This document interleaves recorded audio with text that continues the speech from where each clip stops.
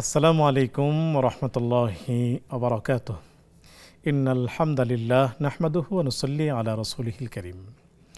সুপ্রিয় দর্শক, দেশের বাইরে যে যেখান থেকে এই মুহূর্তে আমাদের সাথে যুক্ত হয়েছেন সবাইকে স্বাগত জানাচ্ছি। আমি ওবায়দুল্লাহ আল কাফি।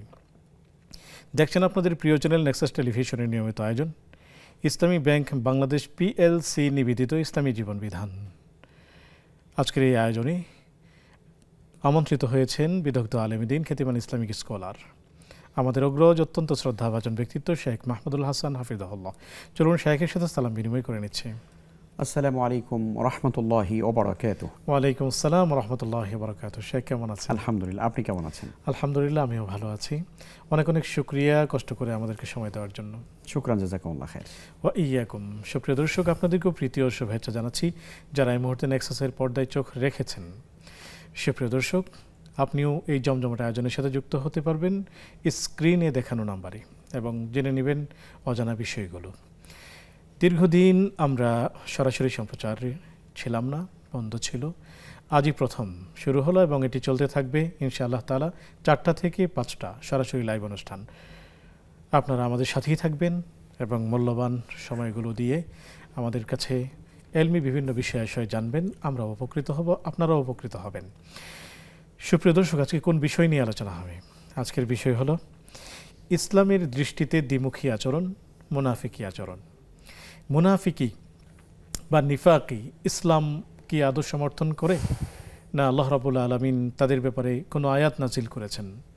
যেমনটি আমরা জেনেছি, ইন্নাল মুনাফিকিনা ফিদ দারকিল আসফালি মিনান নার। চলুন এই চমৎকার বিষয়টি নিয়ে আমরা শেখের কাছ থেকে আলোচনা শুনি। শেখ, যেমনটি আমরা দর্শকদেরকে বললাম, ইসলামের দৃষ্টিতে দ্বিমুখী আচরণ। জি, অনেক গুরুত্বপূর্ণ একটি প্রসঙ্গ আপনি নিয়ে এসেছেন। এটি আমাদের জানা একান্তই প্রয়োজন। আসলে দ্বিমুখী আচরণ, দ্বিমুখী শব্দটাকে আমরা বাংলায় ব্যবহার করি। এটিকে যদি কোরআনে কারিমের পরিভাষা যদি আমরা এটার বিপরীত শব্দ হিসাবে যদি আমরা খোঁজার চেষ্টা করি, জানার চেষ্টা করি, তাহলে কোরআনে কারিম সেটিকে মোনাফিক শব্দ দিয়ে চিহ্নিত করে, যেটিকে বাংলায় আমরা কপটতাও বলি, সংক্ষেপে নেফাকিও বলি, মোনাফিকি চরিত্রী ইত্যাদি আমরা শব্দ দিয়ে আমরা ব্যবহার করি। এটাকে সুন্দর বাংলায় বলা চলে দ্বিমুখিতা বা দ্বিমুখী আচরণ। তো এদের সম্পর্কে, এই শ্রেণী সম্পর্কে আল্লাহ সুবহানাহু ওয়া তাআলা কোরআনে কারিমে অসংখ্য আয়াতে কারিমা নাজিল করেছেন। শুধু তাই নয়, তিনি একটি পরিপূর্ণ সূরা নাজিল করেছেন, সূরা আল মুনাফিকুন। আপনি জানেন, সেই সূরা আল মুনাফিকুনের 1 নম্বর আয়াতে আল্লাহ তাআলা বলছেন, ইযা জাআকাল মুনাফিকুন, যখন মুনাফিকরা হে নবী আপনার কাছে আসে, তখন এসে বলে নাশহাদু আন্নাকা রাসূলুল্লাহ, যে আমরা সাক্ষ্য দিচ্ছি যে আপনি আল্লাহর রাসূল। কিন্তু আল্লাহ বলছেন যে আল্লাহু ইয়ালাম, আল্লাহ জানেন ভালো যে ওরা যে আসলে সত্যিকারের সাক্ষ্য দেয়নি। ওরা আপনার সামনে এসে বলে যে আমরা আপনাকে রাসূল হিসেবে গ্রহণ করে দিয়েছি, আল্লাহর উপর বিশ্বাস করেছি, কিন্তু আল্লাহ তাআলা বলেন যে প্রকৃত অবস্থাটা কি সেটি আমি আল্লাহ ভালো জানি। ওরা কিন্তু আসলে মূলত ঈমান আনেনি। কোরআন কারীমের সূরাতুল বাকারার শুরুতে যদি আপনি দেখেন, সেখানে আল্লাহ তাআলা পরিষ্কার করে বলেছেন, ফি কুলুবিহিম মারাদুন ফাযাদাহুমুল্লাহু মারাদা। আল্লাহ বলছেন ওদের অন্তরের ভিতরে ব্যাধি রয়েছে এবং আল্লাহ তাআলা ওদের ব্যাধিকে আরও বৃদ্ধি করে দিয়েছেন। আর এই শ্রেণীটা হলো মূলত মুনাফিক শ্রেণী, যারা মানুষের সামনে এসে এক কথা বলে আর মানে তাদের পেছনে গিয়ে অন্য কথা বলে। দেখুন, কোরআন কারীমের মধ্যে আমরা যদি একটু তাকাই, আল্লাহ সুবহানাহু ওয়া তাআলা এটাকে নিন্দা করেছেন। সূরা সাফের ভিতরে আল্লাহ তাআলা বলছেন যে কাবুরা মাকতান ইনদাল্লাহি আন তাকুলু মা লা তাফআলুন। আল্লাহ তাআলা অপছন্দ করেন এই ব্যাপারটা যে তারা যা কিছু বলে তা অথচ তারা সেটা আমল করে না। আল্লাহ বলছেন, ইয়া আইয়ুহাল্লাযীনা আমানু লিমা তাকুলুনা মা লা তাফআলুন, ওহে বিশ্বাসীগণ তোমরা এমন কথা কেন বলো যা তোমরা নিজেরা আমল করো না। এই কপট বিশ্বাসী অর্থাৎ মুনাফিক বলা হয় ওই চরিত্রের মানুষগুলোকে যারা অন্তরে যা পোষণ করে তা মুখে কোনোদিন বলে না, আর মুখে যা প্রকাশ করে অন্তরে তার বিন্দু মাত্র তার কোনো সংস্পর্শ নাই, তার কোনো সম্পর্ক নাই। এই শ্রেণীর লোকদের মধ্যে সেই তদানীন্তন সময় জাহিরি সমাজে বা মক্কার মদিনার সেই জীবনে, রাসূল সাল্লাল্লাহু আলাইহি ওয়াসাল্লামের জীবনে আমরা দেখতে পাই, মদিনায় বিশেষ করে মুনাফিকদের অবস্থান ছিল বেশি। সেখানে একজন ব্যক্তিকে আমরা চিহ্নিত করি, ইতিহাস তাকে চিহ্নিত করে রাইসুল মুনাফিকিন, মুনাফিক সর্দার বলে, আব্দুল্লাহ ইবনে উবাই ইবনে সালুল, যে রাসূল সাল্লাল্লাহু আলাইহি ওয়াসাল্লামের পেছনে গিয়ে একদম ফার্স্ট কাতারে গিয়ে নামাজ পড়তো, বিশাল জুব্বা আব্বা কাব্বা লাগিয়ে বিশাল পাগড়ি পরিধান করে রাসূলের পেছনে নামাজ পড়তো। রাসূলের সামনে গিয়ে বলতো, মুহাম্মদ আমি আপনার সঙ্গে আছি, হে আল্লাহ রাসূল আমি আপনার সঙ্গে আছি, আপনার খুব প্রশংসা করি, আপনার মতো ভালো মানুষ হয় না। কিন্তু যখন সে মসজিদ থেকে বেরিয়ে যেত তখন সে কাফেরদের সঙ্গে, ইহুদিদের সঙ্গে সে হাত মিলাতো। সেখানে গিয়ে বলতো যে আসলে মোহাম্মদকে শুধুমাত্র আমি কি করেছি, বোঝ দিয়েছি, আমি একটু মানে তাকে একটু মোটামুটি একটু তার সামনে থাকা তো দরকার, এই জন্য তাকে একটা বুঝ দিয়েছি, বা তাকে একটু আমি সামনে গিয়ে সম্মান দেখিয়ে আসলাম, আসলে আমি তো তোমাদের সঙ্গেই আছি। ইন্নামা নাহানু ইন্নামা মাআকুম, কোরআনে কারিমে সূরা বাকারার মধ্যে আল্লাহ সুবহানাহু ওয়া তাআলা বলছেন যে ওয়ামিনান নাসি মান ইয়াকুলু আমান্না বিল্লাহি ওয়া বিল ইয়াউমিল আখির ওয়া মা হুম বিমুমিনিন ইউখাদিউনা আল্লাহ ওয়াল্লাযীনা আমানু ওমা ইয়াখদাউনা ইল্লা আনফুসাহুম ওমা ইয়াশউরুন। আল্লাহ তাআলা এই আয়াতগুলোর মধ্যে কিন্তু এই কথাগুলোই বলছেন যে ওরা কিন্তু ঈমানদারদেরকে কি করতে চায়, ওরা ধোঁকা দিতে চায়। আল্লাহ বলছেন যে না, ওরা নিজেরাই নিজেদেরকে ধোঁকা দিচ্ছে। তো এই আব্দুল্লাহ ইবনে উবাই ইবনে সলুলের চরিত্রটাই ছিল এই, রাসূলকে সামনে এসে বাহাবা দিত আর পেছনে গিয়ে মুনাফিকদের সঙ্গে হাত মিলিয়ে ইসলামের ক্ষতি করা, মুসলমানদের ক্ষতি করা, মুসলিম উম্মাহকে পৃথিবী থেকে নিশ্চিহ্ন করে দেওয়ার জন্য যত রকমের ষড়যন্ত্র ছিল সমস্ত ষড়যন্ত্র আব্দুল্লাহ ইবনে উবাই ইবনে সলুল সে করেছে। আপনাকে মনে রাখতে হবে, ইসলামে কাফেরদের সম্পর্কে যতটা বেশি আল্লাহ তাআলা সতর্কবাণী উচ্চারণ করেছেন, মুশরিকদের সম্পর্কে আল্লাহ তাআলা যতটা বেশি বাণী উচ্চারণ করেছেন, অন্যান্য জাতি সম্পর্কে যতটা বেশি আল্লাহ তাআলা সতর্ক উচ্চারণ, তার চাইতে বেশি ভয়াবহতা এবং আল্লাহ তাআলা ধমক দিয়েছেন এবং জাহান্নামের চূড়ান্ত স্থান নির্ধারণ করে দিয়েছেন এই মুনাফিকদের সম্পর্কে। কারণটা কি? কারণটা হচ্ছে একজন কাফেরকে চেনা যায়, সে কাফের; একজন মুশরিককে চেনা যায়, মুশরিক; একজন ইহুদিকে চেনা যায়, ইহুদি। কিন্তু একজন মুনাফিককে চেনা যায় না, কারণ সে মুসলিমদের ভেতরেই, মুসলমানদের সমাজের ভেতরেই, মুসলমানদের সোসাইটির ভেতরেই সে ইসলামের সদ্দাবরণে সে কিন্তু মুনাফিক হিসেবে কিন্তু সে বসবাস করে এবং ইসলামের গোড়া কেটে সে আগায় পানি ঢালে। এই জন্য আল্লাহ তাআলা বলছেন ইন্নাল মুনাফিকিনা ফিদ দারকিল আসফালি মিনান নার, মুনাফিকে যারা, কপট বিশ্বাসী যারা, এরা জাহান্নামের সবচেয়ে নিম্ন স্তরে তারা অবস্থান করবে। শুকরিয়া শেখ। আসবো আপনার কাছে, একজন দর্শককে যুক্ত করি। আসসালামু আলাইকুম ওয়া রাহমাতুল্লাহ। ওয়া আলাইকুম আসসালাম ওয়া রাহমাতুল্লাহি ওয়া বারাকাতুহু। হুজুর, জি প্রিয় ভাই, আমি বলতেছি মোহাম্মদ ইকরামুল হক, স্বাগতম আপনাকে। বামনডাঙ্গা, বামনডাঙ্গা গাইবান্ধা থেকে বলতেছিলাম, গাইবান্ধা। জি, স্বাগত। হুজুর, আপনারা ভালো আছেন না?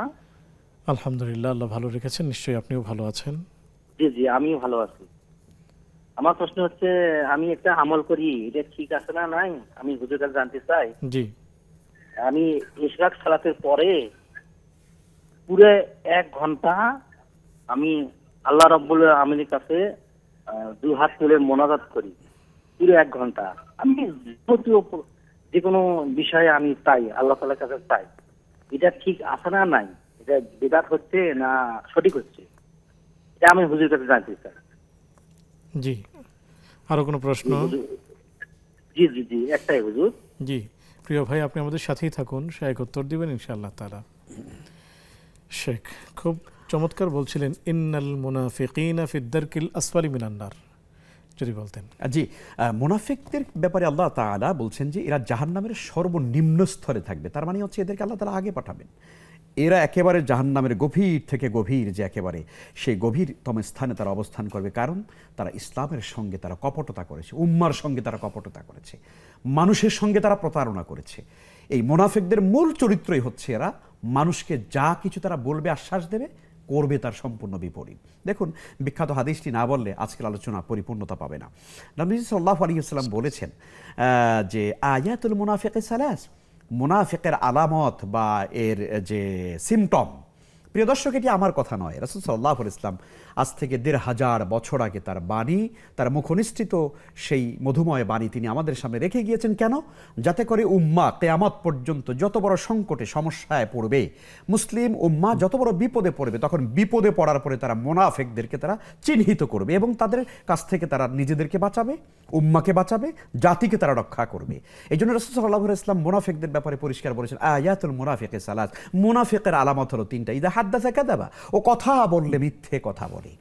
মুনাফিকের 1 নম্বর আলামত হলো কথা বলবে 10 মিনিট, মিথ্যে বলবে শত শত, মানে কথা বলবে একটিও সত্য কথা বলবে না, মিথ্যা ছাড়া তার কিছু, মিথ্যার বেসাতি ছাড়া তার কাছে কিছুই নাই। এটি হলো মুনাফিকের 1 নম্বর আলামত। ইযা হাদ্দাসা কাযাবা ওয়া ইযা উতুমিনা খানা, ওর কাছে যখন কোনো আমানত রাখা হবে তখন সে আমানত কি করবে? সে খেয়ানাত করবে। টাকা রাখলে টাকা মেরে দিবে, কথা রাখলে কথার আমানত খেয়ানাত করবে, কোনো সম্পদ রাখলে সম্পদে সে আত্মসাৎ করবে, সমাজ, দেশ, রাষ্ট্র, প্রতিষ্ঠানের কোনো আমানতদারিতা রাখলে সেটাকে খেয়ানাত করে ফেলবে। ইযা উতিমানা খানা ওয়া ইযা ওয়াদা আখলাফা, ওয়াদা করলে পরে সে ওয়াদা সে রক্ষা করবে না, ওয়াদা খেলাফ করবে। 3টি আলামত। অন্য হাদিসের মধ্যে আসছে ওয়াইদা খাসামা ফাজারা, আর যখন সে কথা বলবে অশ্লীল কথা বলবে, মিথ্যাচার করবে। মিথ্যাচার চাইতে বড় অশ্লীলতা পৃথিবীতে আর নাই।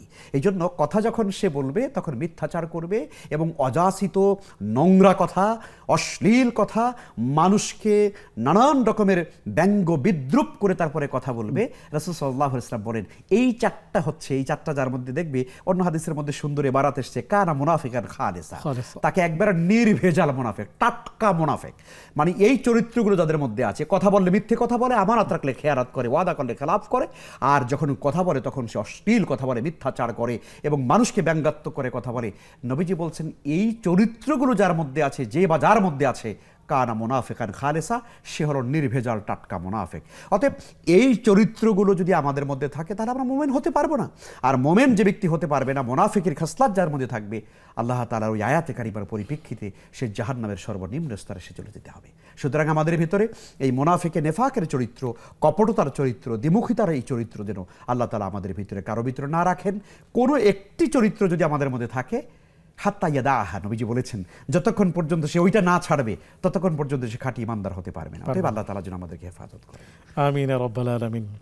শেখ, তাহলে আমরা খুব চমৎকার আলোচনা থেকে জানলাম আমাদের মিথ্যা বলা যাবে না যদি আমরা নিজেদেরকে প্রকৃত মুমিন দাবি করতে চাই, এবং মানুষের সাথে প্রতিশ্রুতি দিলে সেটার সুরক্ষা দিতে হবে, এটা রক্ষা করতে হবে, অনিয়ম করা যাবে না। আর যদি মানুষ আমার কাছে কোনো আমানত রাখে তাহলে সেটাকে যথাযথ সংরক্ষণ করতে হবে, খিয়ানত করা যাবে না। তাহলে আমরা তো শেখ আসলে আমি এবং আমরা, আমার পুরো অডিয়েন্স, দর্শক শ্রোতা সবাই আমরা প্রকৃত মুমিন হতে চাই। আল্লাহ তৌফিক দিন। আল্লাহ তাআলা যেন আমাদেরকে মুমিন হওয়ার তৌফিক দান করেন। এবং যারা মুনাফিক, শেখ আপনি বললেন এরা মূলত আল্লাহ তাআলার সাথেই ধোঁকাবাজি করে, প্রতারণা করে, আর মুমিনদের সাথে তো করেই। তাহলে ধোঁকা দেওয়া এটা মুমিনদের গুণ হতে পারে না, মুমিনদের দোষ।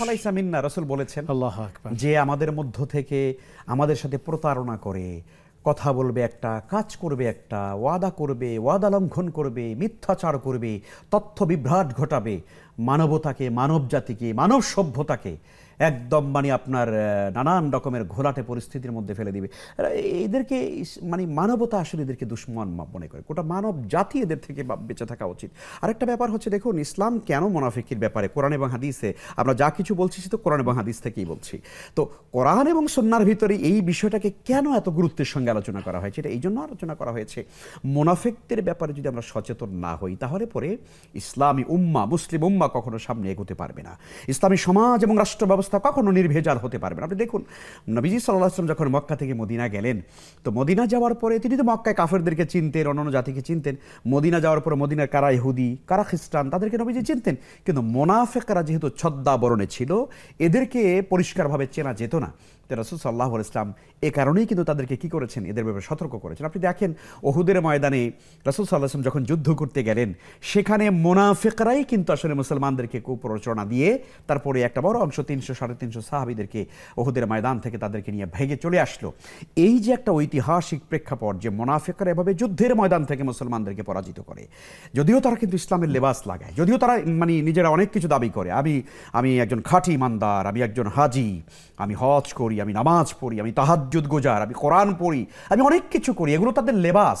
এই লেবাসের অন্তরালে তারা মানবতার দুশ্মনী করে, ইসলাম এবং মুসলিম উম্মার তারা সর্বনাশ করে। ওই আমরা বলেছি একটু আগে, যে গোড়া কেটে আগায় পানি ঢালে, আগায় পানি ঢালে। তো কাজেই এই চরিত্রগুলো যাদের মধ্যে আছে তাদের এই চরিত্রগুলো বাদ দিতে হবে। আর এই চরিত্র যাদের ভিতরে প্রতিষ্ঠিত হয়ে আছে, যাদের রক্ত মাংসের সঙ্গে মিশে গেছে, যারা কোনোদিন এখান থেকে বের হতে পারবে না, যারা কখনো এই মুনাফিকি চরিত্র থেকে বের হতে পারবে না, মুসলিম উম্মার হচ্ছে তাদের ব্যাপারে সতর্কতা অবলম্বন করা।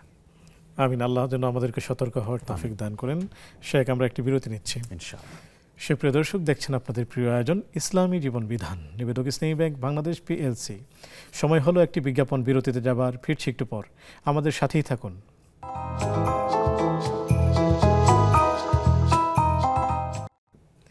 আসসালামু আলাইকুম রহমতুল্লাহি ওবারাকাতুহু। সুপ্রিয় দর্শক, বিরতির পর সাদর আমন্ত্রণ জানাচ্ছি আপনাদের প্রিয় আয়োজন ইসলামী জীবন বিধানে, নিবেদক ইসলামী ব্যাংক বাংলাদেশ পিএলসি। আলোচনা করছেন শেখ মাহমুদুল হাসান হাফিজাহুল্লাহ, সাথে আছে আমি ওবায়দুল্লাহ আল কাফি। আলোচনা চলছে ইসলামের দৃষ্টিতে দ্বিমুখী আচরণ, মুনাফিকি আচরণ। এই বিষয় নিয়ে আমরা শেখের কাছ থেকে আলোচনা শুনব। শেখ, আমি আপনার কাছে জানতে চাইব, পরিবারে যদি মুনাফিকের সংখ্যা বেড়ে যায় বা সমাজে যদি মুনাফিকের সংখ্যা বেড়ে যায়, তাহলে পরিবার এবং সমাজ কিভাবে ক্ষতিগ্রস্ত হয়? নিশ্চয়ই। দেখুন, মুনাফিকি এমন একটা দ্বৈত চরিত্র যে মানুষ স্বাভাবিকভাবে কিন্তু বুঝতে পারে না। একটা মানুষের হৃদয়ের খবর তো কোনো মানুষ জানে না, আল্লাহ ছাড়া কেউ জানেন না। এই জন্য আল্লাহ তাআলা কিন্তু মুনাফিকদের সম্পর্কে ভালো জানেন যে এই লোকটা আসলে মুনাফিক। যেমন সূরা মুনাফিকুনের শুরুর আয়াতটা আমি বলেছিলাম, আমি আয়াতটা দর্শকদের জন্য আবারও স্মরণ করিয়ে দিতে চাই। আল্লাহ তাআলা সেখানে সুন্দর কয়েকটি কথা বলেছেন।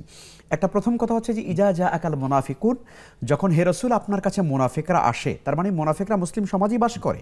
খুব ভালো করে বুঝতে হবে কিন্তু, মুনাফিকরা মুসলিম সোসাইটির মধ্যে থাকে, মুসলিমদের লেবাস ধরে থাকে, মুসলিমদের পোশাক ধরে থাকে, তাদের তাহাজিব তামাদ্দুন, তাদের সংস্কৃতি, ইবাদত বন্দিগি ইত্যাদি এগুলো নিয়েই কিন্তু তারা থাকে। আয়াতে কারিমা থেকে সেটা কিন্তু বোঝা যায়। ইজা জা আকাল মুনাফিকুন, মুনাফিকরা যখন আপনার কাছে আসে, কলু, তখন তারা এসে বলেন না শাহাদু, আমরা সাক্ষ্য দিচ্ছি ইন্নাকা লা রাসূলুল্লাহ, নিশ্চয়ই আপনি আল্লাহর রাসূল। তারা এসে, আচ্ছা তাদের কাছে কি রাসূল জিজ্ঞাসা করেছে বলেন তো?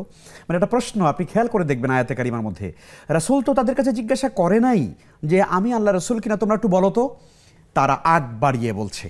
তার মানে এটা মুনাফিকের একটা চরিত্র। মুনাফিকদের একটা চরিত্র হলো ওরা মানুষের সামনে এসে ভালো সাজার চেষ্টা করে, কেউ জিজ্ঞেস করে না, কেউ জানতে চায় না, তারপরও সে কিন্তু ইনিয়ে বিনিয়ে কথা বলে। এটা হলো একটা চরিত্র। এরপরে আল্লাহ তাআলা বলছেন কি দেখুন, যখন ওরা বলছে ইদা জা আকাল মুনাফিকুন ক্বালু নাশহাদু ইন্নাকা লা রাসূলুল্লাহ, এরপরে আল্লাহ বলেন আল্লাহু ইয়াশহাদু আল্লাহু ইয়ালামু ইন্নাকা লা রাসূলু, আল্লাহু ইয়ালামু ইন্নাকা লা রাসূলু।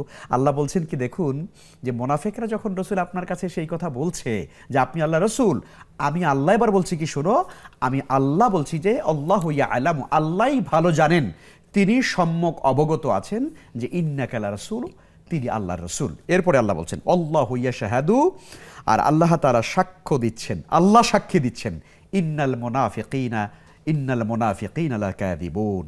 আল্লাহ বলছেন পরিষ্কার করে, আমি আল্লাহ সাক্ষী দিচ্ছি মুনাফিকরা মিথ্যাবাদী। তার মানে মুনাফিকদের একটা বড় চরিত্র হচ্ছে ওরা মিথ্যা কথা বলে। কাজেই মিথ্যে কথা যেই লোকটা বলে এবং দ্বিচারিতা এবং দ্বিমুখিতা যার মধ্যে আছে, এমন লোক যদি পরিবারে থাকে, সেই পরিবারের শান্তি। শেখ, আমরা এই জায়গা থেকে আসবো একজন দর্শককে যুক্ত করে। আসসালামু আলাইকুম ওয়া রাহমাতুল্লাহ। ওয়ালাইকুম সালাম রাহমাতুল্লাহ। আসসালামু আলাইকুম। ওয়ালাইকুম আসসালাম। জি ভাই, আপনাকে স্বাগতম, প্রশ্নটি করুন। হুজুর, আমার নাম মোহাম্মদ মুক্তার আলী, বগুড়া শাহজাহানপুর থেকে বলছিলাম। শুকরিয়া, প্রশ্নটি করুন। হুজুর, আমার একটা প্রশ্ন হচ্ছে কি, আমার বিনয়ের সাথে আমি বলতে চাই, যেটা হলো আমাদের এলাকায় কিছু মানুষ ব্যক্তি আছে, তারা ৫ ওয়াক্ত নামাজ পড়ে, কিন্তু মসজিদ মাদ্রাসার টাকা তারা আত্মসাৎ করে এবং তারা বিভিন্ন অনিয়ম করে। এইসব লোক আসলে তারা যদি ৫ ওয়াক্ত নামাজ পড়ে, তারা যদি মানুষকে যদি তারা এই কথাবার্তা বলে, এই যে মনে হয় ইসলামের কথা বললো, এই সেই বিভিন্ন কথাবার্তা বললে, তাদের কথাবার্তা গুলো তো আসলে ভালো লাগে না হুজুর, এটা মেনে কথাগুলো তিতে লাগে হুজুর। আমার এটা প্রশ্ন, আর একটা প্রশ্ন হলো কি, যে এই যে আরেকটা আমাদের ঘরে আপনার হলো এক ব্যক্তি, তার ছেলে নাই, তার 3টে নিয়ে তার সম্পত্তিটা মাদ্রাসায় দিয়ে গেছে, কিন্তু তার ওয়ারিসকে দেয় নাই। এটা কতটুকু এটা হাদিস কোরআন হিসেবে বৈধতা আছে? এটা আমার দুটো প্রশ্ন ওটা। জি প্রিয় ভাই, আপনি আমাদের সাথেই থাকুন, শায়েখ উত্তর দিচ্ছেন ইনশাআল্লাহ তাআলা। শায়েখ, আমরা যদি আপনার কাছ থেকে এই প্রশ্নগুলোর উত্তর জানতে চাই। আমাদের এক ভাই ইশরাকের নামাজ পড়ে 1 ঘন্টা পর্যন্ত মোনাজাত করেন, এটি কি তার জন্য ঠিক হচ্ছে না বিদআত হচ্ছে? জি, অনেক ধন্যবাদ। মোনাজাত তো ভালো আমল, আলহামদুলিল্লাহ। দোয়া যেটাকে আমরা বলি, দোয়া মোনাজাত পারি চুপে চুপে আল্লাহর সঙ্গে কথা বলা, কিন্তু বাস্তবতা হচ্ছে যে আমরা যখন মোনাজাত ধরি তখন খুব চিল্লিয়ে চিল্লিয়ে দোয়া করি। মোনাজাত মানে হলো চুপি চুপি আল্লাহর সঙ্গে নিজের কথাগুলো পেশ করা। তো মোনাজাত যেভাবেই করি সেটা ভিন্ন ইস্যু। দোয়া, মূল কথা হচ্ছে দোয়া তো ইনশাল্লাহ করাই যায়। দোয়া হুয়াল ইবাদা, দোয়া মুখল ইবাদা। তো কাজেই আপনি দোয়া করবেন। দোয়া করার উপযুক্ত সময়গুলোর মধ্যেও এটি একটি সময়, দিনের সকালবেলাতে দোয়া কবুল হয়, দিনের শেষ ভাগে দোয়া কবুল হয়। আর আপনি ইশরাক সালাতের পরে আপনি দোয়া করছেন, খুব ভালো। কিন্তু ভাই আপনার ইবাদতের মধ্যে একটু ছোট্ট একটু বেদাতের কেমন একটু লেশ পাওয়া যায়। সেটা হলো এভাবে যে আপনি বলেছেন যে আপনি 1 ঘন্টাই দোয়া করেন।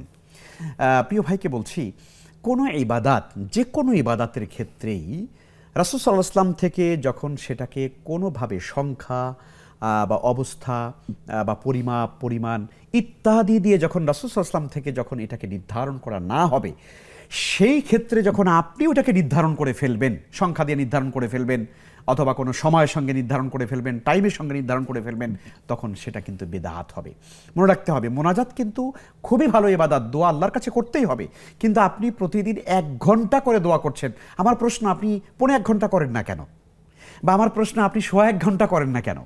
যদি এটা এরকম হয় যে হ্যাঁ আপনি কম বেশি মিলিয়ে করছেন, আবার আপনাকে 1 ঘন্টাই দোয়া করতে হবে, ব্যাপারটা তো এরকম না। আপনার তো আরও কাজ আছে। আপনি পরিবারকে কাজে সময় দেবেন, আপনার সন্তানদেরকে সময় দেবেন, স্ত্রীকে সময় দেবেন, আপনি হাট বাজার করবেন, আপনার অফিস আদালত আছে, কাজবাজ আছে, পড়াশোনা আছে, সব মিলিয়ে তো আপনার জীবন, তাই না? তো কাজেই আমার মনে হয় মোনাজাত আপনার খুবই সুন্দর ইবাদত, কিন্তু এটাকে একেবারে 1 ঘন্টা একটা পূর্ণাঙ্গ একটা ফ্রেমের মধ্যে ফেলে দেওয়া, এটা সুন্নাহর সঙ্গে যায় না। তবে কাজটা খুবই ইবাদত, আপনি কম বেশি মিলিয়ে কখনো কম করলেন, কখনো একটু বেশি করলেন, এটা করার মধ্যে বেশি ফায়দা হবে ইনশাআল্লাহ। শুকরিয়া, জাযাকুমুল্লাহ। শেখ, আমাদের কাছে একজন ভাই জানতে চেয়েছেন যে এলাকায় 5 ওয়াক্ত নামাজ পড়েন এবং নিয়মিত মসজিদে হাজির হন এমন ব্যক্তি কিন্তু মসজিদ মাদ্রাসার টাকা আত্মসাৎ করেন, তো এই জাতীয় ব্যক্তিদের ওয়াজ নসিহত শুনতে খারাপ লাগে, তো এই ব্যাপারে যদি আপনি কিছু বলতেন। না, এটা তো খুবই ভয়ঙ্কর একটা ব্যাপার। শুধু এটা মসজিদ মাদ্রাসাকে কেন, আমরা এখন গোটা সমাজ ব্যবস্থার দিকেই যদি তাকাই, তাহলে আমরা দেখতে পাই যে এখন শুধু মানে সম্পদ আত্মসাৎ করবার যেন একটা মহা উৎসব চলছে। কথা বুঝতে পেরেছেন না? একজন চাপরাশি, সেও যদি শত শত কোটি টাকার মালিক হয়, একটা অফিসের পিয়ন সে যদি কোটি কোটি টাকার মালিক হয়, এটা স্বীকৃত। এটি আমাদের এখন বানিয়ে বলারও কিছু নেই, এবং এটি দেশে হচ্ছে। এখন সাধারণ একজন মাতিউরের মতো একজন লোক যদি হাজার হাজার কোটি টাকার মালিক হয়ে থাকে, তো দেশটার অবস্থা কি, আমাদের সোসাইটির অবস্থাটা কি, আমাদের সমাজের রাষ্ট্রের অবস্থাটা কি, এটা আমরা বুঝতেই পারি। এগুলো এখন আর আমাদের কাছে মানে আর অপরাধ মনে হচ্ছে না, তাই না? যে আপনি দেশের টাকা, জনগণের টাকা, জনগণের সম্পদ, রাজস্ব আপনি চুরি করে করে করে করে আপনি নিয়ে, জনগণের ট্যাক্সের টাকা রাজস্ব খাতে জমা হচ্ছে, সেখান থেকে একজন বসে বসে সেই টাকা সরিয়ে ফেলছেন, হাজার হাজার কোটি টাকার মালিক হচ্ছেন, তাই না? এগুলো আমাদের দেশে এখন একেবারে যেন এটা বৈধ হয়ে গেছে, যেন এটা সহনীয় হয়ে গেছে, এমন একটা পর্যায়ে। আসলে এটা কখনো বৈধ নয়। আপনি যেমনটা বলেছেন, মসজিদ মাদ্রাসার সঙ্গে যদি কোনো ব্যক্তি এরকম কাজের সঙ্গে থাকে, তাহলে তিনি হারাম খাচ্ছেন, তিনি জাহান্নামের আগুন তার নিজের পেটের ভিতরে বক্ষণ করছেন। কারণ কোনো মানুষ যখন মানুষের সম্পদ, বিশেষ করে আল্লাহর ঘর মসজিদের টাকা যখন কোনো মানুষ আত্মসাৎ করতে পারে, খেতে পারে, তার মানে তার আল্লাহর ভয় নাই, সে জাহান্নামকে ভয় করছে না। সে বাহ্যিক, যে একটু আগে বললাম মুনাফিকের চরিত্র, যে বাহ্যিক একটা বেশভূষা লেবাস ধরে তারপরে মসজিদের মধ্যে বসে বসে বড় বড় কথা বলছে, আর মসজিদে যা কালেকশন হচ্ছে নিজের পকেটের মধ্যে ঢুকিয়ে তারপর চলে যাচ্ছে। এরকম গ্রাম অঞ্চলে বহু জায়গায় আমরা এরকম খবর পেয়েছি এবং আমরা দেখি অনেক জায়গায়। তো কাজেই এইগুলো যারা করবে, তাদের ওয়াজ নসিহতে তাদের নিজেদেরও কোনো ফায়দা নাই, আপনারা শুনলেও কোনো ফায়দা নাই। তবে আমাদের উচিত হলো মসজিদ মাদ্রাসাগুলোতে এই জাতীয় অন্যায় যাতে না চলে, ভালো মুত্তাকি তাকওয়াবান আল্লাহ ভীরু মানুষের নেতৃত্বে যেন মসজিদ চলে, সে ব্যাপারটা আমাদেরকে খেয়াল রাখতে হবে। আল্লাহ সুবহানাহু ওয়া তাআলা কোরআনে কারীম বলেছেন মসজিদ কারা চালাবে, তাই না? ইন্নামা ইয়ামুরু মাসাজিদাল্লাহ মান আমানা বিল্লাহি ওয়াল ইয়াউমিল আখির। আল্লাহ পরিষ্কার বলে দিয়েছেন, যারা আল্লাহর প্রতি ঈমান আনে, আখিরাতের প্রতি ঈমান আনে, নামাজ কায়েম করে, যাকাত দেয় এবং আল্লাহ ছাড়া কাউকে ভয় করে না, ওয়ালাম ইয়াখশা ইল্লাল্লাহ, আল্লাহ ছাড়া কাউকে পরোয়া করে না, এমনভাবে আল্লাহর দ্বীনকে যারা সত্যিকারে সবকিছু দিয়ে সবকিছুর উপরে যারা প্রাধান্য দিতে পারে, এমন ব্যক্তির মসজিদ চালাবার অধিকার রাখে। জীবনে কোনোদিন নামাজ পশ্চিম দিকে ফিরে পাসারও খায় না, এমন ব্যক্তি মসজিদের সভাপতি। জুমার দিন পর্যন্ত মসজিদে নামাজ পড়তে আসে না, এমন ব্যক্তি মসজিদের সভাপতি, এমন ব্যক্তি মসজিদের সেক্রেটারি। ইমানদার মুসল্লিরা তাদের ভয় তটস্থ থাকে মসজিদের মধ্যে, তারা মসজিদের ভিতরে এসে সন্ত্রাসীর ভাষায় কথা বলেন, সন্ত্রাসীর ভাষায় তারা কথা বলেন। এমন লোক আজকে মসজিদের, অধিকাংশ মসজিদের কমিটির মধ্যে এই ধরনের পাপাচারী দুষ্ট দুরাচার লোকগুলো আজকে মসজিদকে নেতৃত্ব দিচ্ছে। ফলে অনেক মসজিদের এরকম হাজার হাজার কোটি কোটি টাকাগুলো এরা কিন্তু নিজেদের মনে করে সুন্দর করে নিয়ে যাচ্ছে, আবার বসে বসে সুন্দর করে আবার ঈদের দিন দাঁড়ায় আবারও নসিহত করে। তো আল্লাহ তাআলা হেফাজত করুন। এই জাতীয় কাজ যারা করছে তারা কবিরা গুনাহ করছে এবং আল্লাহর কাছে তাদেরকে জবাবদিহি করতে হবে। আর এদের ওয়াজ নসিহত শুনে সাধারণ মানুষের কোনো ফায়দা হবে না। জাযাকুমুল্লাহু খাইরান। শেখ, আমরা একজন দর্শককে যুক্ত করে নিচ্ছি। আসসালামু আলাইকুম ওয়া রাহমাতুল্লাহ। শেখ, সংযোগটি বিচ্ছিন্ন হয়েছে। আসসালামু আলাইকুম ওয়া রাহমাতুল্লাহ। ওয়ালাইকুম আসসালাম ওয়া রাহমাতুল্লাহ। জি প্রিয় ভাই, আপনাকে স্বাগতম, প্রশ্নটি করুন। আমার দুটো প্রশ্ন। এক নম্বর প্রশ্ন হলো, ওয়ালাইকুম আসসালাম ওয়া রাহমাতুল্লাহি ওয়া বারাকাতুহু। আসসালামু আলাইকুম ওয়া রাহমাতুল্লাহি ওয়া বারাকাতুহু। জি, আমরা শুনতে পাচ্ছি, প্রশ্নটি করুন। আমার দুটো প্রশ্ন। প্রথম প্রশ্ন হলো, ইসলামের দৃষ্টিতে চুল কালো করা যাবে কিনা, কালো কলপ করা যাবে কিনা? জি। 2 নম্বর প্রশ্ন হইল যে মসজিদে চেয়ারে বসে নামাজ পড়া যাবে কিনা? জি প্রিয় ভাই, আপনি আমাদের সাথে থাকুন, শেখ উত্তর দিচ্ছেন ইনশাআল্লাহ তাআলা। শেখ, আমরা প্রশ্ন পেয়েছি, আমরা শেখ আপনার কাছে জানতে চাচ্ছি, কোনো ব্যক্তি যদি নিজের সন্তান সন্ততির জন্য জায়গা না রেখে নিজের জায়গা মসজিদ মাদ্রাসায় দান করে দিয়ে গিয়ে থাকেন, এই কাজটি আসলে তিনি কতটুকু ভালো করলেন? না, খুব ভালো লোক না উনি, উনি নিজেকে খুব ভালো মানে প্রমাণ করতে চায় যে আমি মসজিদে দিয়েছি, মাদ্রাসায় দিয়েছি। খুব মনে রাখতে হবে, এই পৃথিবীতে আসলে বাবা মা আমরা যারা আছি, আমাদের আসলে সন্তান আমাদের জন্য বড় নিয়ামত। আল্লাহ তাআলা বলেছেন, যুয়িনা লিন-নাসি হুব্বু শাহাওয়াতি মিনান নিসাই ওয়াল বানিনা ওয়াল কানাতিল মুকান্তারাতি মিনাজ যাহাবি ওয়াল ফিদ্দা। আল্লাহ তাআলা আমাদেরকে সন্তানগুলো আমাদের চোখের পুত্তলি করে পাঠিয়েছেন, নয়নের পুত্তলি বানিয়েছেন। আল্লাহ দোয়া করতে বলছেন, রব্বানা হাব লানা মিন আজওয়াজিনা ওয়া যুররিয়াতিনা কুররাতা আয়ুন। তো সেই জায়গায় একজন বাবা তার সারা জীবনের কষ্টার্জিত সম্পদ, এটা তো সত্যিকারের সন্তানদের জন্য তিনি দেবেন, কোনো সন্দেহ নেই। মসজিদ মাদ্রাসা আমাদের সোসাইটিতে, আমাদের সমাজের মুসলিম উম্মার সামগ্রিক উন্নতির জন্য, তারাক্কির জন্য মসজিদ মাদ্রাসা দিনই শিক্ষা প্রতিষ্ঠান অবশ্যই দরকার। কিন্তু তাই বলে আপনি আপনার ছেলেকে বঞ্চিত করবেন, মেয়েকে বঞ্চিত করবেন, সন্তানদেরকে বঞ্চিত করে আপনি সমস্ত টাকা পয়সা মসজিদে দিয়ে যাবেন, তাহলে আপনার জন্য দোয়া করার মতো কি কেউ থাকবে না পৃথিবীতে? এটা কখনো ভালো কাজ নয়। নিশ্চয়ই এরকম অনেক বাবা আছে যারা সন্তানদের প্রতি ক্ষিপ্ত হন, ক্ষিপ্ত হয়ে তারপরে মসজিদ মাদ্রাসা সব দিয়ে। আপনি যে কোনো কারণে ক্ষিপ্ত হতে পারেন, রাগান্বিত হতে পারেন, সন্তানদের সঙ্গে পিতা মাতার কি মতের দ্বৈততা হতে পারে, মতভিন্নতা হতে পারে, ঝগড়া বিবাদ হতে পারে। তাই বলে বাবা তার সমস্ত সম্পত্তির সন্তানদেরকে বঞ্চিত করে মসজিদ মাদ্রাসা দিনী শিক্ষা প্রতিষ্ঠানে দিয়ে যাবেন, এটি কখনো কোনো মুসলিমের জন্য ভালো কাজ নয়। হ্যাঁ, মসজিদে দেবেন, মাদ্রাসায় দেবেন, এতিমদের জন্য করে যাবেন, কিন্তু সন্তানদের জন্য অবশ্যই তাদের হক, যেটা প্রাপ্য শরিয়ত যেটা দিয়েছে, সেই হক তাদের কাছে অবশ্যই ফেরত দিতে হবে। জি, জাযাকুমুল্লাহ। শেখ, আমরা আরও একটি সম্পর্ক প্রশ্ন করতে চাই, সেটি হলো, কোনো সন্তান আল্লাহ তাআলার পথে চলে না, বাবা চান সে নামাজ পড়ুক, রোজা রাখুক, হজ করুক, জাকাত দিক, দিনদার পরিবেশ, দিনী পরিবেশে থাকুক, কিন্তু সে মদপানকারীদের সাথে চলে, জিনাকারীদের সাথে চলে, এলাকার বখাটেদের সাথে চলে, তো কোনোভাবেই যখন সে বাবার কথা মানছে না, সেক্ষেত্রেও কি বাবা এ জাতীয় কোনো ডিসিশন নিতে পারবে কি? দেখুন, অবশ্যই সন্তান যখন এভাবে অন্যায়ের পথে চলে, বাবার দায়িত্ব হচ্ছে সন্তানকে সর্বোচ্চ চেষ্টা করা। ইয়া আইয়ুহাল্লাযীনা আমানু কু আনফুসাকুম ওয়া আহলিকুম নারা, তোমরা নিজেরা বাঁচো জাহান্নামের আগুন থেকে, সন্তানদেরকে, আহালকে, পরিবারকে জাহান্নামের আগুন থেকে বাঁচাও। কাজেই বাবার সর্বোচ্চ ত্যাগ থাকবে সন্তানদেরকে জাহান্নাম থেকে জান্নাতের দিকে নিয়ে আসা। কিন্তু যদি কেউ এরপরও না আসে, বাবার দায়িত্ব নেই, লা তাজিরু ওয়াজিরাতুন ওয়িজরা উখরা। বাবা চেষ্টা করেছেন, কিন্তু বাবার কথা শুনে সন্তান সে জাহান্নামের দিকে রওনা করেছে, সে খারাপ মানুষের সঙ্গে চলেছে। এই অবস্থায়ও কিন্তু বাবা তার মানে সম্পদ প্রাপ্তির দিক থেকে সন্তানের যে অংশটুকুন আছে, সেটি থেকে সন্তানকে বঞ্চিত করবে না। এইটা ইসলাম কিন্তু দেখুন, ইসলাম মানুষের এই মৌলিক অধিকারকে নিশ্চিত করে। একজন মানুষ সে যতই খারাপ হোক না কেন, তার ন্যায্য পাওনাটুকুন শরীয়ত যা দিয়েছে, সেটি থেকে বাবা তাকে বঞ্চিত করবে না।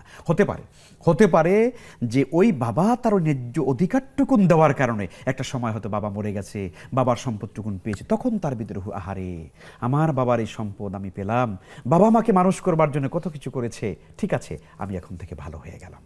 তখন ওই সন্তান হয়তো এক সময় ভালো হয়ে যাওয়ার চেষ্টা করবে। আর যদি তা না হয়, তাহলে সে আরও বেশি ক্ষিপ্ত থাকবে। ঠিক আছে, আমি তো খারাপ ছিলাম, বাবা আমাকেও মানে সম্পদ দিল না, আমার ভাই বোনকে দিয়ে গেল, আমাকে দিল না, ঠিক আছে দেখবো আমি তোমরা কেমন করে সম্পদ খাও।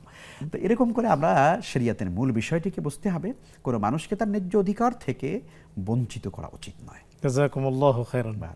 সুপ্রিয় দর্শক, দেখছেন আপনাদের প্রিয় আয়োজন ইসলামী জীবন বিধান, নিবেদক ইসলামী ব্যাংক বাংলাদেশ পিএলসি। সময় হলো আরও একটি বিজ্ঞাপন বিরতিতে যাবার, ফিরছে একটু পর, আমাদের সাথেই থাকুন।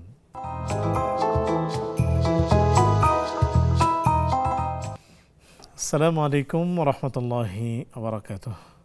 সুপ্রিয় দর্শক, বিরতির পর সাদর আমন্ত্রণ জানাচ্ছি আপনাদের প্রিয় আয়োজন ইসলামী জীবন বিধানে, নিবেদক ইসলামী ব্যাংক বাংলাদেশ পিএলসি।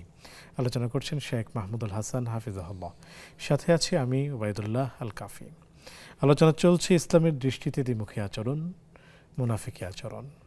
সেই সাথে পেয়েছি আপনাদের কিছু প্রশ্ন, জানতে চলে যাচ্ছি সরাসরি শেখের কাছে। শেখ, চুল কালো করার জন্য কলব ব্যবহার করার বিধান ইসলামে কি? জি, খুব গুরুত্বপূর্ণ প্রশ্ন। চুল বা দাড়ি ইত্যাদি এটাকে কালো করার জন্য কালো কলম ব্যবহার করার ব্যাপারে ইসলামী শরিয়তের বা ইসলামিক স্কলারগণ এবং আধুনিক ইসলামিক স্কলার সকলের মতেই এটি আসলে জায়েজ নেই, এটি মাকরুহ। এটা অপছন্দনীয়, এটি শরিয়া কখনোই অ্যালাউ করে না। কেন? এখানেও কিন্তু একটা কি বলে গোপন করার প্রবণতা কাজ করে। সেটা কি? যে মানে আমার চুলদারি সাদা হয়ে গেছে, তো এখন একটু কালো কলপ করলে একটু নওজোয়ান ভাব আসে। হ্যাঁ, যুদ্ধের ময়দানে সেটা ভিন্ন প্রসঙ্গ। জাহাদের ময়দানে মুজাহিদ সে তার বয়সকে গোপন করবার জন্য সে কিন্তু পারবে। কিন্তু স্বাভাবিকভাবে একজন মানুষের বয়স 70, 80, 75 হয়ে যায়, তখন তিনি কালো কলপ ব্যবহার করেন। সপ্তাহখানের পরে যখন আবার ইনি কলপ দিতে ব্যস্ততার কারণে পারেন না, তখন আবার কলপের দাড়ি অথবা চুলের গোড়া দিয়ে সাদা উকি মারে। তো এই সাদা উকি মারার পরে আর সৌন্দর্য থাকে না, তখন আরও বেশি অসুন্দর লাগে। শরীয়তের দৃষ্টিকোণ হচ্ছে আসলে কোনো ব্যক্তি তার এই যে নিজের বয়স গোপন করা ইত্যাদি লুকিয়ে রাখার নিয়তে আসলে যে কালো কলপটা ব্যবহার করা, এটা জায়েজ নেই। বরং রাসূল সাল্লাল্লাহু আলাইহি ইসলামের দরবারে একদিন আবু বকর রাদিয়াল্লাহু তাআলা আনহু, তার বাবা আবু কুহাফা, তিনি একদিন আসলেন আবু বকর রাদিয়াল্লাহু তাআলা আনহুর সঙ্গে। তা আবু বকরের বাবা রাদিয়াল্লাহু আনহুম মানে দাড়ি চুলগুলো সব সাদা, একদম ধবধবে বকের মতো সাদা হয়ে গেছে, সব সাদা। নবীজি সাল্লাল্লাহু আলাইহি ওয়াসাল্লাম তখন তাকে দেখলেন, দেখে বললেন আবু বকরকে, আবু বকর, তোমার বাবার এই সাদা চুলগুলো দাড়িগুলোকে ইরুহা, একটু পাল্টায় দাও, একটু কালার করে দাও। তো আরবের মানুষেরা রাসূল সাল্লাল্লাহু আলাইহি ওয়াসাল্লামের জামানা থেকে শুরু করে তখন তারা ইসখির ঘাস নামক একটা ঘাস আছে, এই ঘাসকে বেটে বা এটাকে প্রসেস করে এইটার যে একটা রস, তারপরে মেহেদি মানে হেন্না যেটা, এটার রস ইত্যাদি মিক্স করে তারা একটা জিনিস তারা ব্যবহার করতেন। তো কাজেই আমরা বলবো আসলে কালোটা ব্যবহার করা কোনো আলেম ওলামারাও করছেন, অনেকে করছেন, সেটার ফতোয়া তারা দিতে পারবেন। ইন জেনারেল শরিয়াতে আসলে এটা জায়েজ নেই। কিন্তু আপনি মেহেদি ব্যবহার করতে পারেন, যেমন আমরা চেষ্টা করি, আমাদের বয়সের তুলনায় এখন বেশি সাদা হয়ে যাচ্ছে, সবারই এখন সাদা, যুগটাই এখন সাদা হওয়ার যুগ, এখন আর বয়স লাগে না। তো ফলে এই মেহেদি ব্যবহার করা এটা আপনার জন্য বৈধ হবে, জায়েজ হবে, কালো ব্যবহার করব না। আল্লাহু আ'লাম। শুকরিয়া, জাযাকুমুল্লাহ। শেখ, চেয়ারে বসে নামাজ পড়ার বিধান কি? খুব বহুল আলোচিত একটি মাসালা।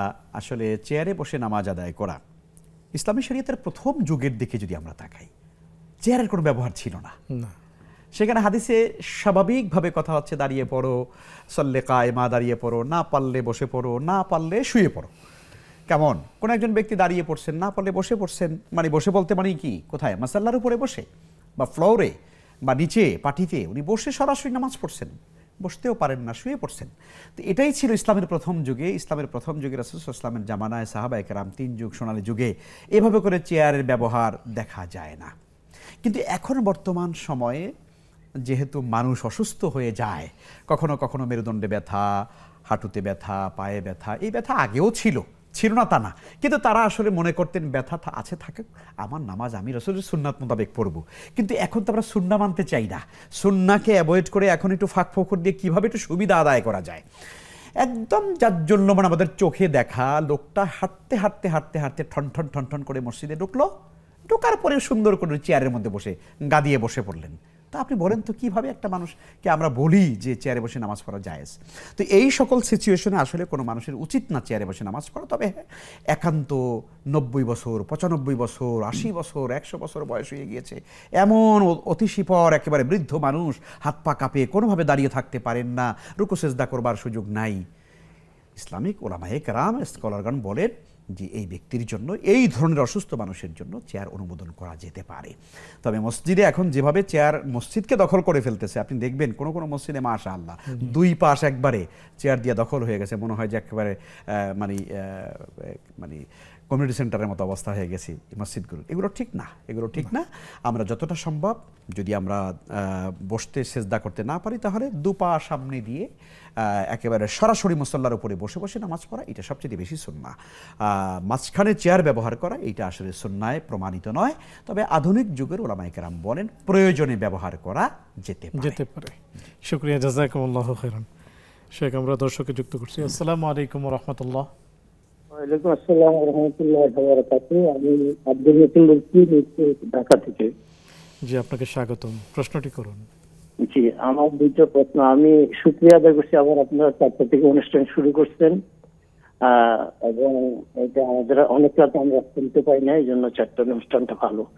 প্রথম প্রশ্ন হলো যে ইসরায়েল এবং গাজা যে যুদ্ধটা হচ্ছে, এখানে ইসরায়েলের আশেপাশে যে সমস্ত আরব দেশ ইসরায়েলের সহযোগিতা করতেছে, তাদের মধ্য দিয়ে খাদ্য, জ্বালানি এবং অস্ত্র দিচ্ছে, এই যে সহযোগিতা করতেছে, এই মুসলমান দেশগুলো মুনাফিকি করতেছে কিনা, এদেরকে আল্লাহ কিভাবে এদের আল্লাহ সিদ্ধান্ত কি, ইসলামের সিদ্ধান্ত কি? দুই হলো, আমরা চাঁদ দেখার কারণে আমাদের ইবাদতের সমস্যা হচ্ছে, আমাদের সবেকদর, রোজা, ঈদ, অনেক কিছু সমস্যা হচ্ছে। সারা বিশ্বে 84 সালে ওআইসি সিদ্ধান্ত হয়েছিল, 16 সালে যে তুরস্কে 80 জন আলেম এক পক্ষে বলছে, 27 জন মাত্র বলছে যে এটার বিরুদ্ধে।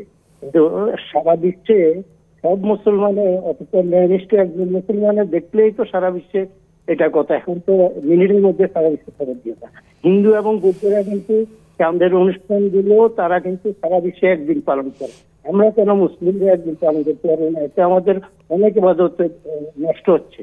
এই দুইটাই আমার প্রশ্ন। একটু শায়েখ বলুন। জি প্রিয় ভাই, আপনি আমাদের সাথেই থাকুন, শায়েখ উত্তর দিচ্ছেন ইনশাআল্লাহ তাআলা। আসসালামু আলাইকুম ওয়া রাহমাতুল্লাহ। আসসালামু আলাইকুম। হ্যাঁ হুজুর, ওয়ালাইকুম আসসালাম হুজুর। জি হুজুর, আমার একটা মানতের ব্যাপারে প্রশ্ন ছিল। জি জি প্রিয় বোন, আপনাকে স্বাগতম, প্রশ্নটি করুন। আমার ছেলে একটা চাকরির পরীক্ষা দিতে গেছিল, তখন আমি কাছে থেকে মানত করছিলাম যে আমার ছেলে প্রথম মাসে চাকরিটা পায়, প্রথম মাসে বেতন আর মসজিদ মাসে চাকরি দাম করে দিই। তো হুজুর আমার ছেলে চাকরিটা পাইছে, কিন্তু চাকরিটা কষ্ট রয়ে গেছে গা, অনেক দূরে গিয়া চাকরিটা আমার ছেলে ছেড়ে দিবে। আমার ছেলে একটা চাকরি করছে। আমার মানুষের ব্যাপারে আমার শান্তি কিনা আমার লোকের আগারেই করতেছে রামগড় অবনটনের সংসার।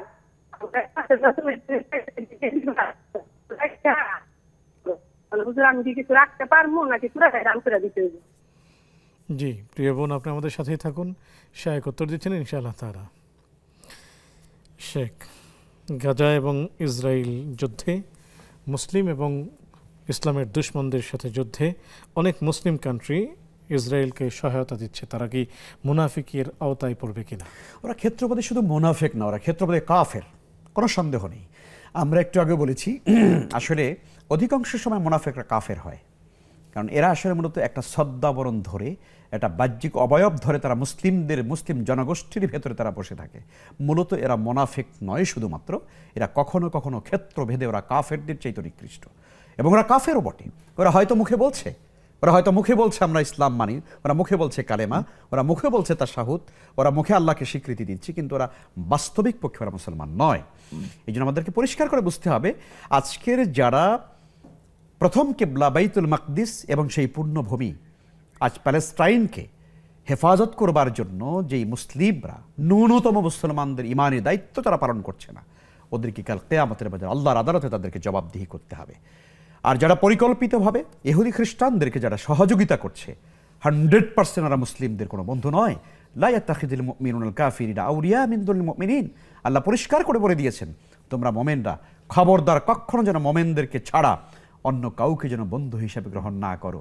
আজকে আমরা দেখছি ভাইয়ের কথার সঙ্গে আমরা একেবারে শতভাগ একমত।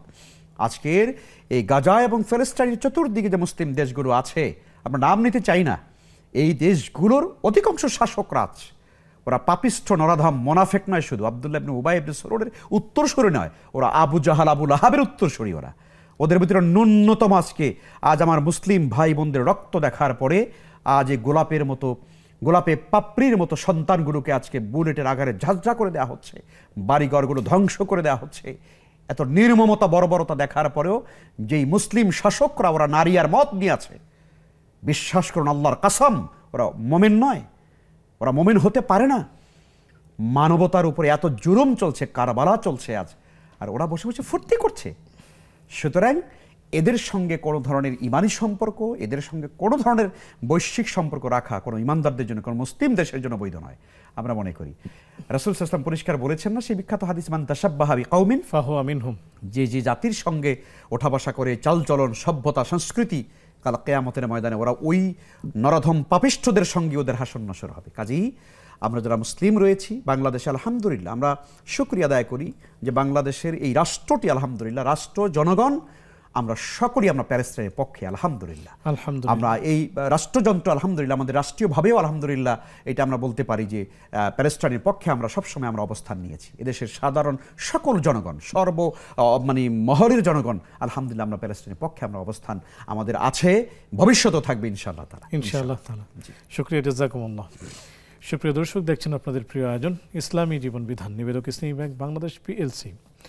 অনুষ্ঠানের এই পর্যায়ে নিচ্ছি ছোট্ট একটি বিজ্ঞাপন বিরতি, ফিরছি একটু পর, আমাদের সাথেই থাকুন।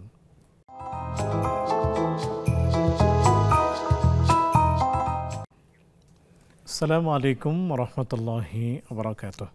সুপ্রিয় দর্শক, বিরতির পর সাদর আমন্ত্রণ জানাচ্ছি আপনাদের প্রিয় আয়োজন ইসলামী জীবন বিধানে, নিবেদক ইসলামী ব্যাংক বাংলাদেশ পিএলসি। আলোচনা করছেন শেখ মাহমুদুল হাসান হাফিজাহুল্লাহ, সাথে আছি আমি ওবায়দুল্লাহ আল কাফি। আলোচনা চলছে ইসলামের দৃষ্টিতে দ্বিমুখী আচরণ। সুপ্রিয় দর্শক, জানিয়ে দিচ্ছি এই আয়োজনটি এখন থেকে 4টা থেকে 5টা লাইভ অনুষ্ঠান চলবে এবং অন্যান্য সময়ে সেটার পুনঃপ্রচার হবে ইনশাআল্লাহ তাআলা। সুপ্রিয় দর্শক, পেয়েছি আপনাদের কিছু প্রশ্ন, জানতে চলে যাচ্ছি সরাসরি শেখের কাছে। শেখ, আমাদের একজন ভাই প্রশ্ন করেছিলেন, সারা বিশ্বে কি চাঁদ, কোনো এক জায়গায় চাঁদ দেখা গেলে কি সারা বিশ্ব সেটা পালন করবে? অনেক বড় আলোচিত একটি মাসালা। আসলে দুটো দিকই আছে।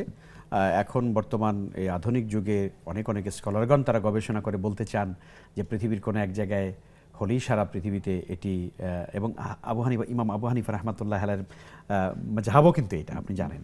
যদিও সেটার উপরে আমরা অবশ্য আমাদের এই দেশে আলোচনা মানে আমল করা কঠিন বা আমরা আমল করছি না। হানাফি মাযহাবের বক্তব্য কিন্তু এটা যে পৃথিবীর যে কোনো এক প্রান্তে যদি চাঁদ দেখা যায় তাহলে সেই চাঁদ দেখেই আপনার রোজা বা ইফতার করতে পারবো বা ঈদ করতে পারবো। কিন্তু আমরা আমাদের এই দেশে আলহামদুলিল্লাহ যেটা চর্চা আছে সেটি হলো সুমুরি রুইয়াতিহি অফতিরুলি রুইয়াতিহি, তোমরা চাঁদ দেখে নিজেরা দেখে রোজা রাখো, চাঁদ দেখে ঈদ করো।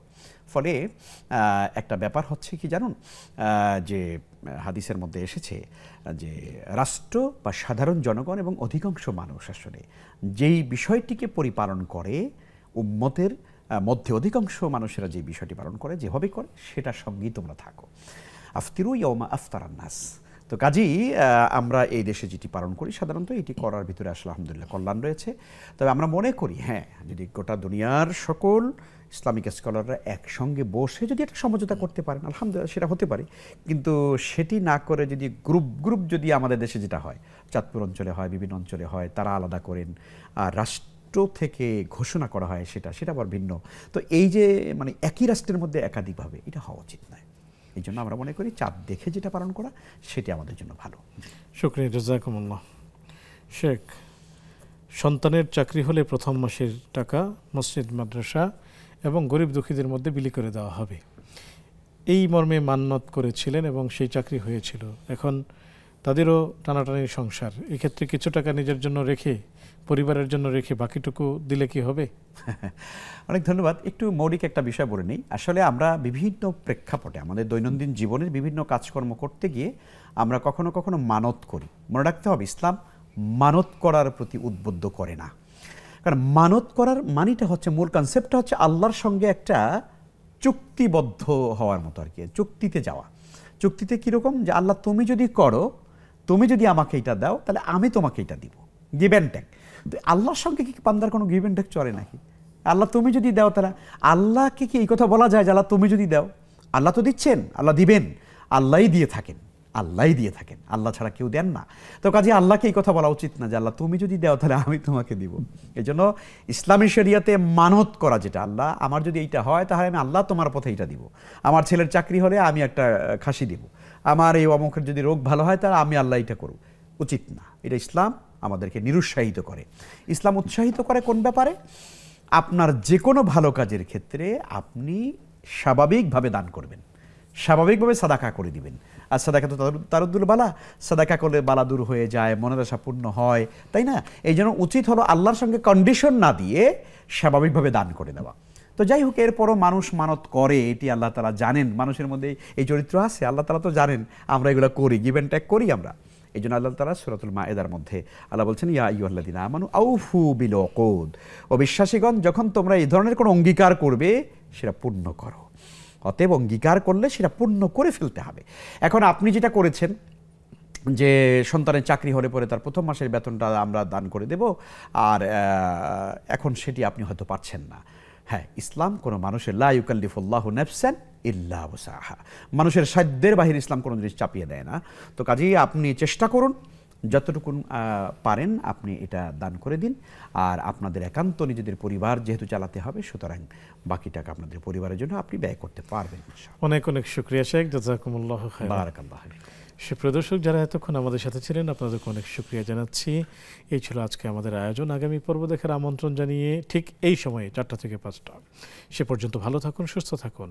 আসসালামু আলাইকুম ওয়া রাহমাতুল্লাহি ওয়া বারাকাতুহু।